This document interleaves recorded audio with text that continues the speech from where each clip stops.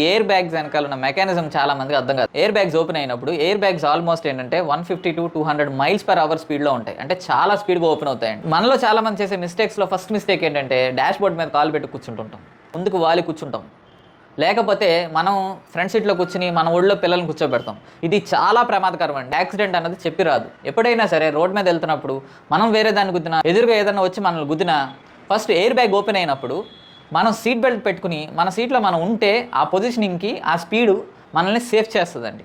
లేని పక్షంలో పిల్లలు ముందుగా కూర్చునున్న, డాష్ బోర్డ్ మీద కాల్లో చేతిలో పెట్టి కూర్చునున్న ఈ స్పీడ్కి, ఈ ఎయిర్ బ్యాగ్ రిలీజ్ అవుతున్న టైంకి మనం మినిమం డిస్టెన్స్ కూడా మెయింటైన్ చేయకుండా ఎయిర్ బ్యాగ్ దగ్గరలో కనుక కూర్చుని ఉంటే చిన్నపిల్లలు కూర్చున్నా వాళ్ళకి ఇంజురీస్ జరగడానికి ఛాన్సెస్ ఉంటాయి.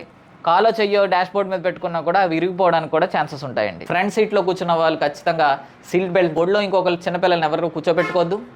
చేతులు కాళ్ళు కూడా డాష్ బోర్డ్ మీద పెట్టద్దు.